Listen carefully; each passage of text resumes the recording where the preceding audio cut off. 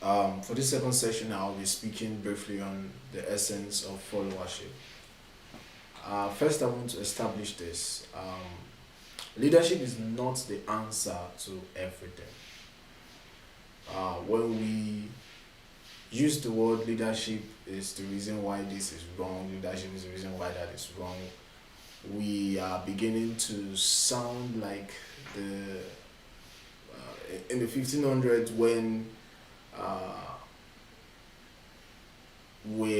uh, when men were ascribing anything wrong to God, and men would always say God is the answer to everything, and then it was taken to the extreme in the dark ages when anything evil happened, and we suspended the reasoning of science in that direction, and if anything happens bad, famine, health condition, whatever it was, then everything was always ascribed to God, that God was the one responsible for that. Why did crop fails? Why did crop fail? Why did crops fail? It was God who did it. Why did we have an earthquake? God did it, and there was just no concern or focused reasoning to things. And when we say leadership is the answer to everything, it's just like saying that why did this thing happen? Oh, it's because of leadership. Why did that thing happen? It's because of leadership. Um, we're not saying that we should become atheists, but with science, we gain deeper understanding about how the universe ticks. With science, we understand what exactly is happening around us. And God has created science. Science is an expression of God. And the purpose of that is so that we can use our reasoning to come to a full understanding as to why certain things happen. So many things happen outside of God. God is not responsible for all the things that happen. Man's activities are responsible for so many things too. Uh, this saying is not that we should become leadership atheists, right? Leadership does matter, but every time we throw our hands up in frustration, reverting back to, well, the answer must be leadership, we prevent ourselves from gaining deeper and more scientific understanding about what makes an organization great and companies giant. And this is what it means.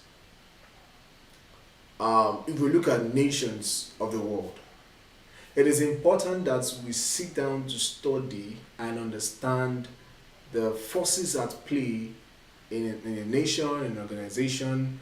It is important, say for example now, a company, it's important that as an organization you understand your market. You understand the forces at play in the market, you understand the demands of the market, and not just leave everything to leadership. If the leader has a vision and does not understand all of those things, if he goes into the market, there's going to be a problem. And at the end of the day, they come and say leadership. But what has happened is there is lack of understanding to gain better perspective as to what is happening. So leadership is not the answer to everything. Leadership is not the answer to everything. Leadership is essential, but leadership is not the answer to everything. Sometimes the answer to something is with the followers. Isn't that ironical? The answer sometimes is with the followers. There are inspirations, ideas, creativities that followers may get, but the leaders may not receive. It is very wrong of every leader or any leader to assume that is the brain box and is the only one that can move things or make things happen. It is important that we come to the point where we are not threatened, and as a leader you are not threatened, and you are able to spot the uniqueness, the gifts, the creativity in the lives of the followers around you. Because you as a leader have the vision, you see it, but do you know that the followers are the ones that will make things move, and they also have unique ways of making things happen.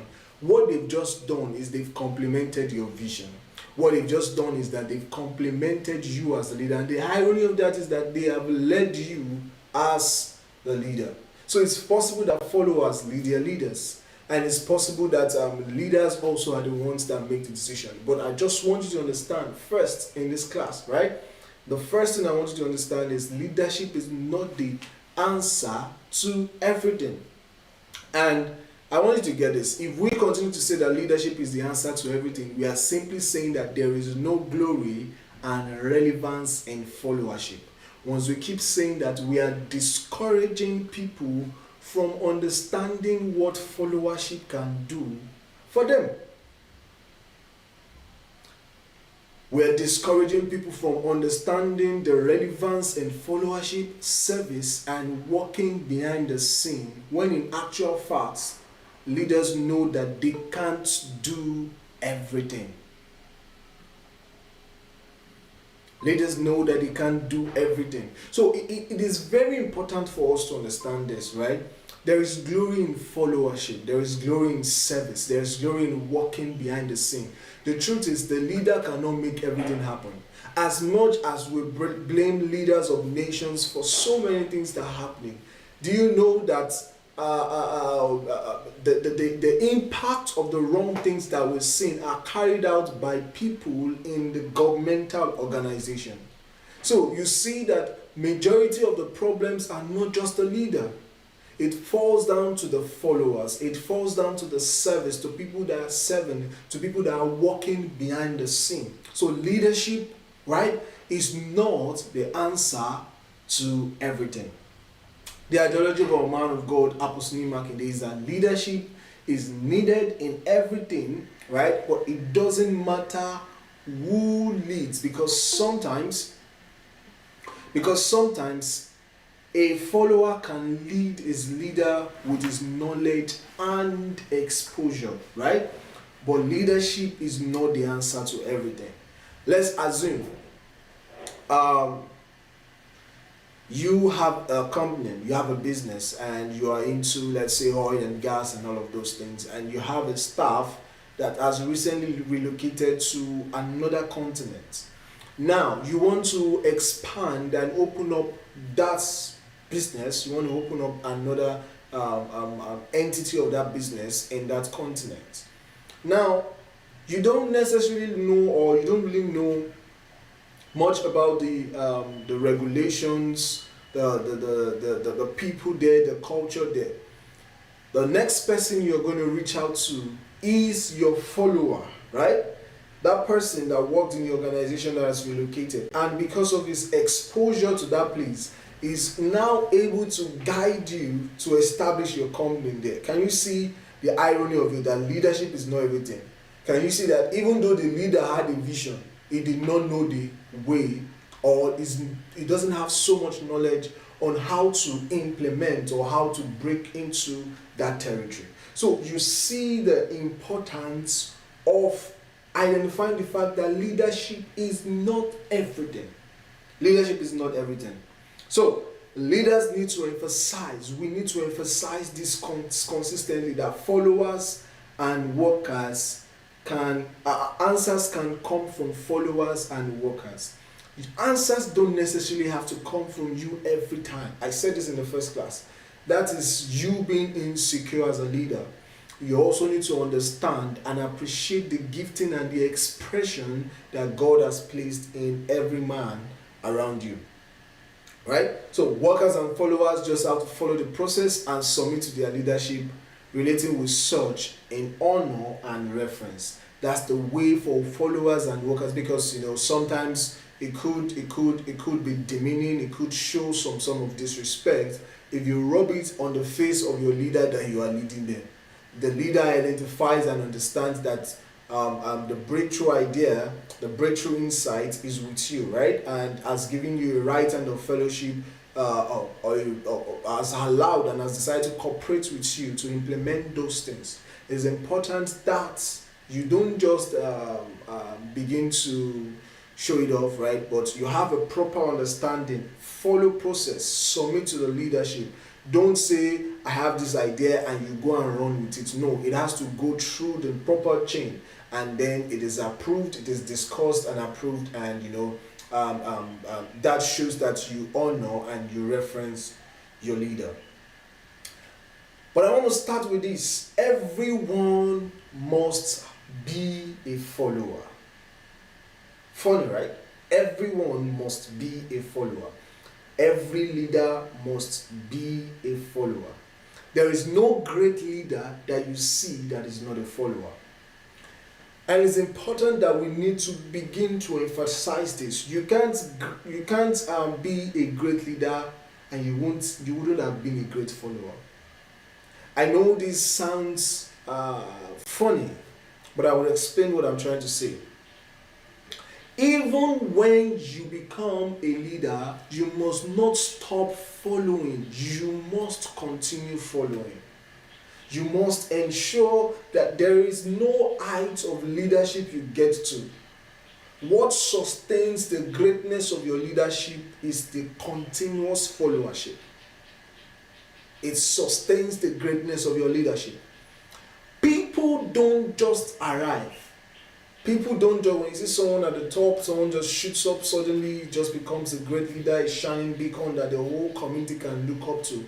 They don't just arrive suddenly. They have been following someone. Every leader is following someone. Every leader is following someone, right? For some, you know who they are following. For some, you may not know. For some, you know who they are following, right? For some, you may not know who they are following. And it cuts across every area of life, professionally, spiritually, even in family. Even in families. And listen, I'm going to dwell on these three levels. Professionally, right? Spiritually, and in families, right? A good wife has some wives, or someone she has carefully studied and she's following. Also a good husband. A good husband has a group of husbands that is studying, that he has observed, that he has learned from. And that is what we call followership. Right? If a husband and a wife want to be effective, they want to have a great home, we need to know who they are following. We need to know who they are following. If you are not following anyone, nobody's going to follow you. That's the sincere truth. Every institution that has a leader, the leader is following someone. And I want you to understand this. People want to become leaders without first following. It is breaking the rules of leadership. Even when you become a leader and you are not following anyone, you can't go far. You can't make so much progress in life. What happens when we follow someone is that we have a mirror we can look to, right? And as we see ourselves, we can look into that mirror and we see ourselves and what we should do. So what followership positions you for is that you are able to look at someone. You are able to look at the life of someone and you are able to see what you should do. That's why I said anyone who is a great wife, an excellent wife, a good husband, a great husband, there is someone who is also a great husband that they have been watching, they have been following, and they have been able to imitate. They have been able to replicate what they have seen around that person or in the life of that person. So, we must follow a model. A model is who we want to be like. Remember I said we must follow a model, not that we must follow a mentor. People follow mentors, right? And it is extremely wrong. This is why I say it is wrong. Most mentors talk by inspiration and they are not doers of what they are saying. So mentors talk to you. That's what mentors do. But models, you watch their life, you see, you hear them, you observe, you learn from them, you watch the way they live there. Listen, we will know whether you will truly want to, you yourself will know whether you truly want to be like your mentor if after 3 months that you stayed with the person, you still say you want to be like that person. Because time reveals the true character. Proximity reveals the true character of people. So, it is important that you understand that you are not meant to follow your mentor. You just listen to them. You are meant to follow someone who you see as a model. There is no great man I know of that does not have a model. Everyone has a model. There is no business organization that I know of that does not have a model. Everyone is modeling after something or many things that you've seen. So, don't follow a mentor, follow a model. We listen to mentors and learn from them, but for your life, you follow a model. Even for a vision. Now, I want to differentiate something to us. For your vision, you can follow different models. For your vision, you can follow different models. This is what we call hybrid. Let's say you're running a real estate company or you're running a technology company. It's important, it's possible, right, that you look at different companies and see, oh, okay, what can we adapt from this company? What can we take from this company? We take different things from different places. Now, that's possible for organizations, spiritual organizations, governmental organizations, business organizations, non-governmental organizations. What kind of organization, whatever organization it is that you are leading, it is possible. Those things are actually good. You can take from them, bring together and have a hybrid model. Right? Someone said that those who imitate are limited. Well, that is if you are imitating one person as an organization. But if you come and you bring together, there's nothing new, right? There's nothing really new. It is just an application of the things you have seen. And that's why I say there is no organization that is not being modeled after someone. If you come to Africa and you're familiar with the technology space, you see technology companies come and tell you, oh, we want to be the Amazon of Africa. Oh, we want to be the this of this place. And what they are just trying to tell you is we are modeling after these people. We are observing, we are learning what they have done, and we are trying to replicate and imitate it. We take the structure and when you see people that do that, they have the tendency of producing the same result very fast. I read a research recently, and the person was talking about how the former power blocks, nations that used to be very powerful in the world, what happened to them, the indicators that show that they are going to lose power very soon. And he talked about imitation. And the person said that what has happened to many of these nations, great nations, is that the smaller nations that later took power from them were able to replicate the great innovations that they thought was great. They were able to replicate it at a cheaper and easier form.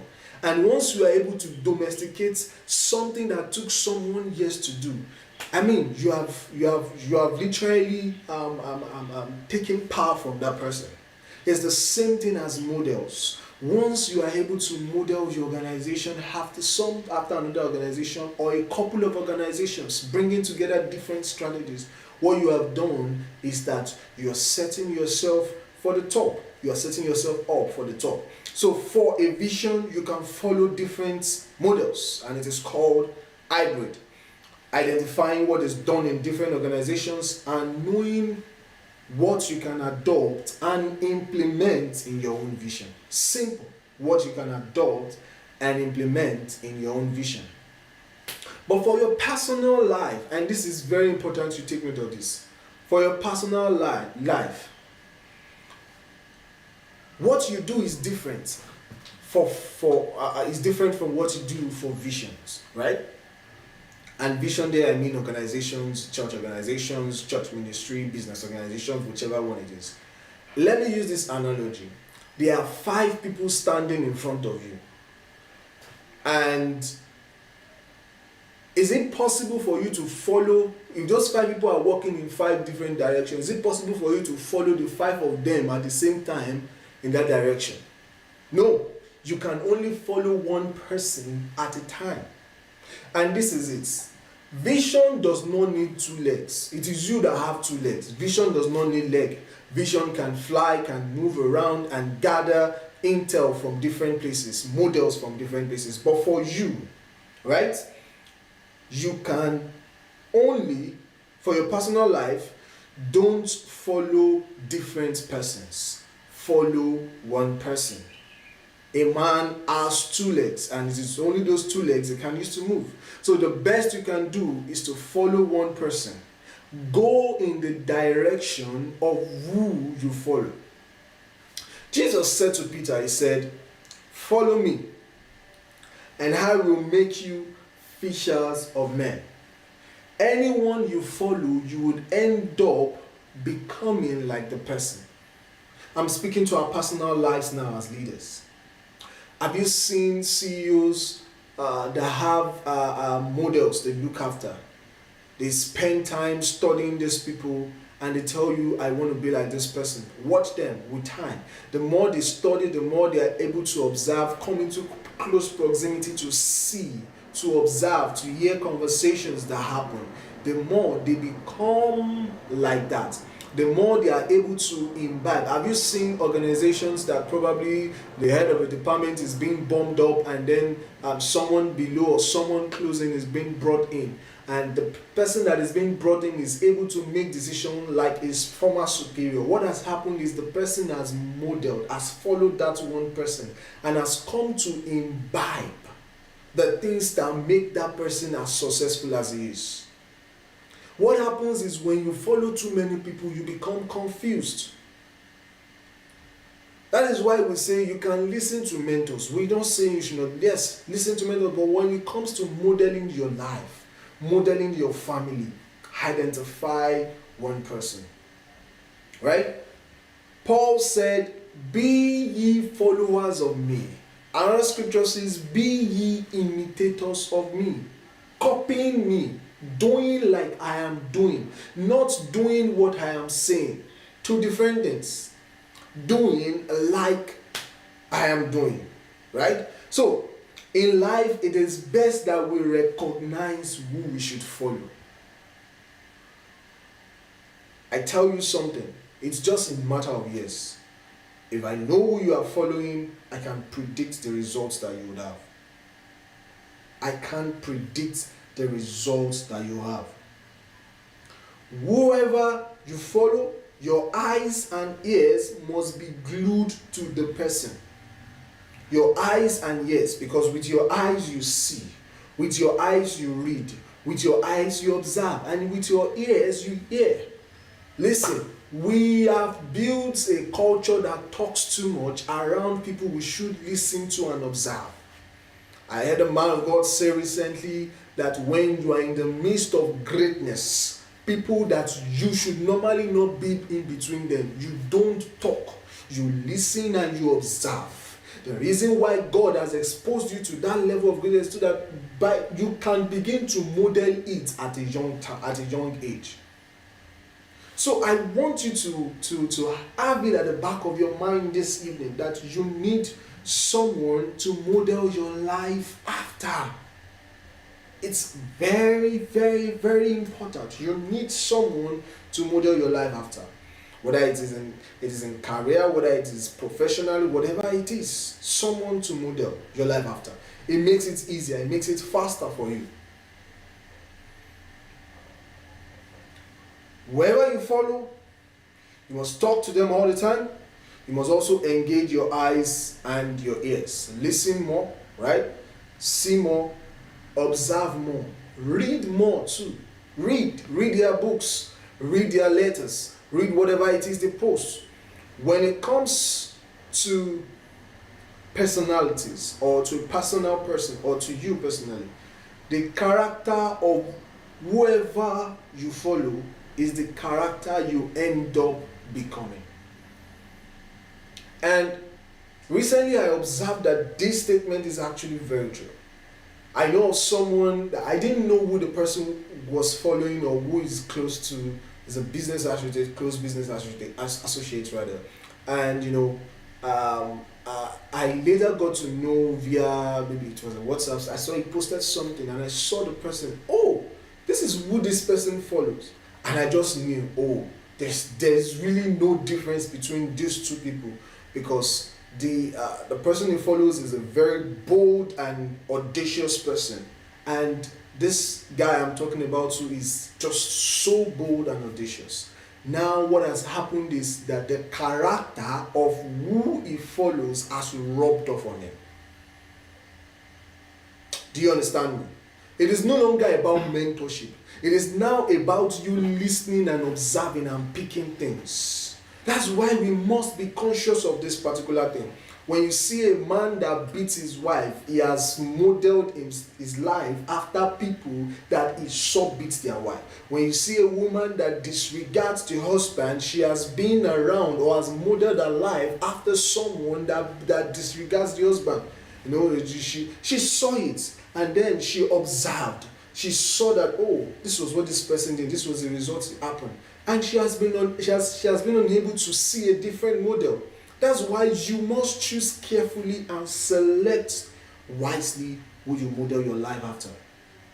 Right? So, when it comes to personal life, the character of whoever you follow is the character you end up becoming. What makes us who we are is our character. It's not your creativity or your talents that makes who you are. It is your character. It is your character. So you must follow your models and your plans.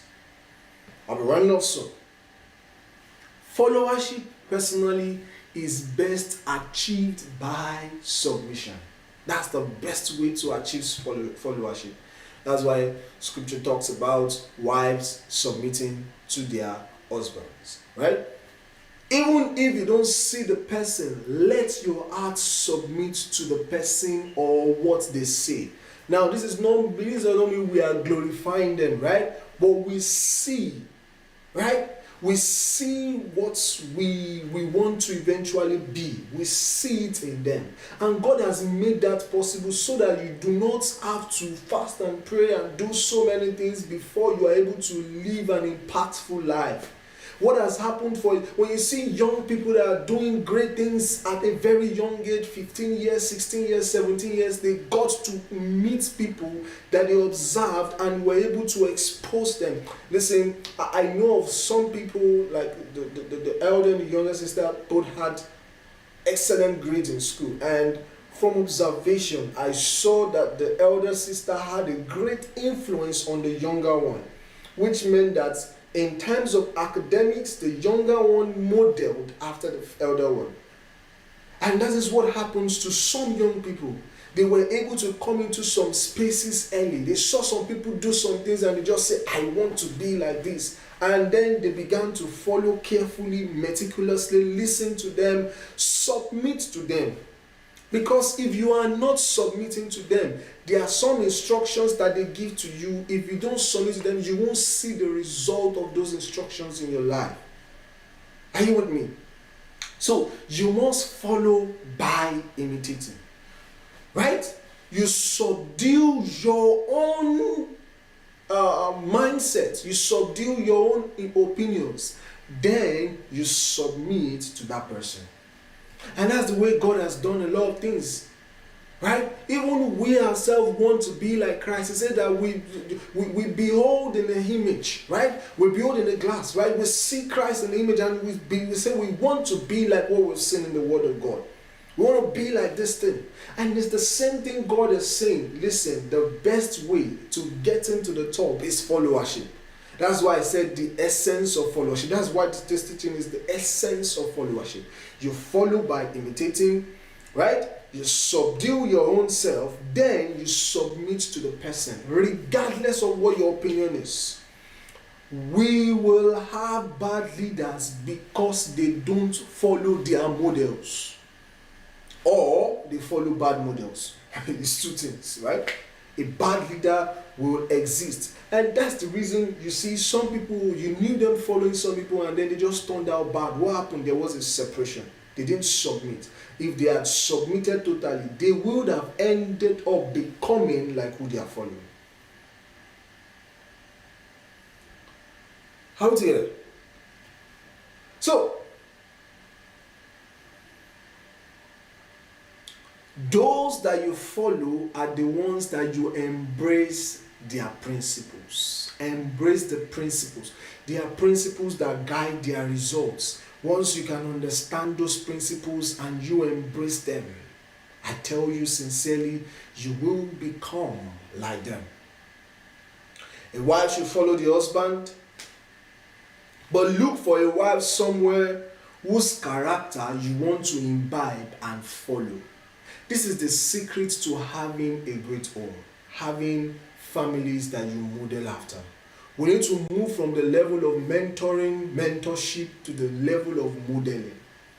This is the model.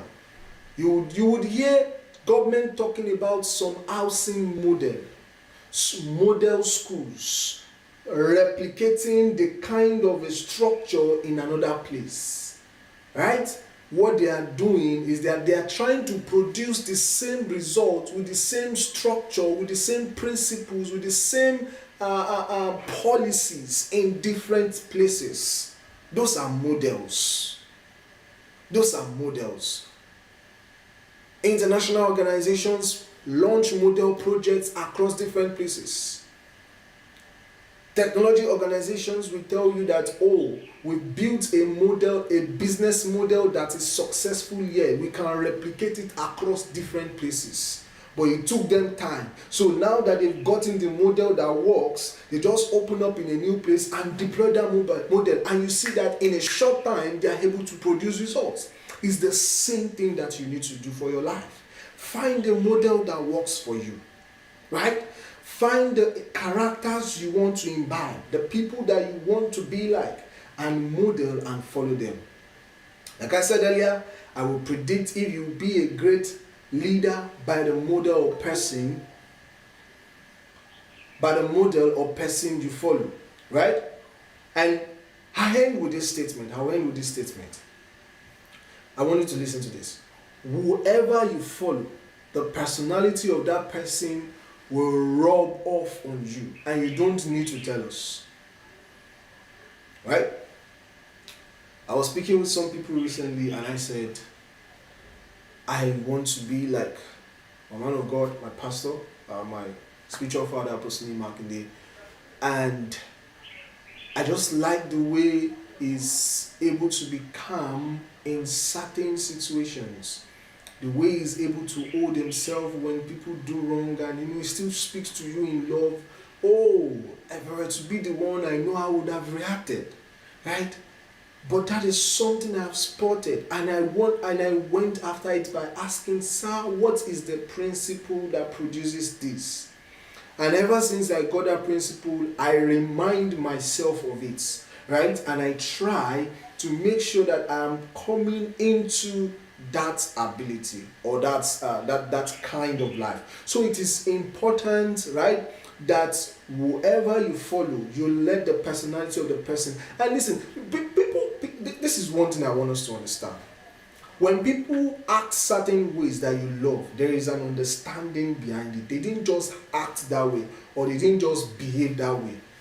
There's something they know that has guided their reaction. The mind is powerful. You choose how you respond. And you respond to things based on principles that you understand and you have imbibed. Right? So, this is what I will end with tonight.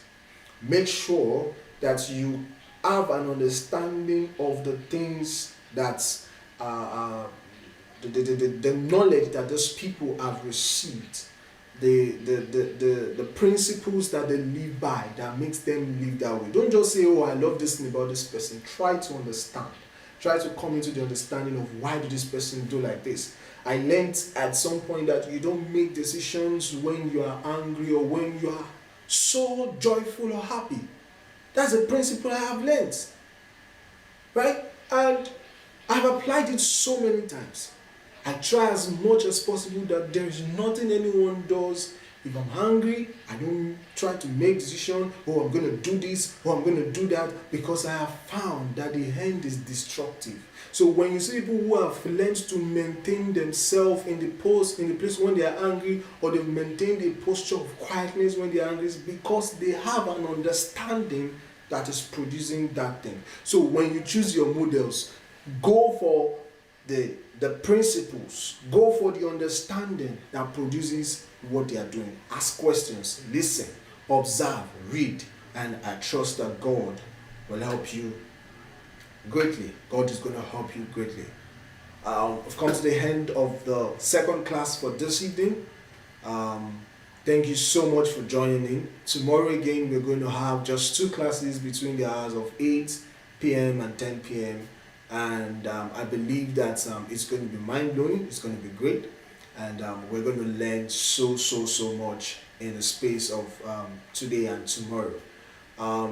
Thank you so much. If you have questions, you can drop them on the WhatsApp channel that we've created and we'll respond to them. You can also watch this teaching again on YouTube, Reverend Global Church YouTube page, and just so that you can listen to it, you will always have access to this teaching there. Thank you so much for joining, everyone. Do have a wonderful evening. Bye.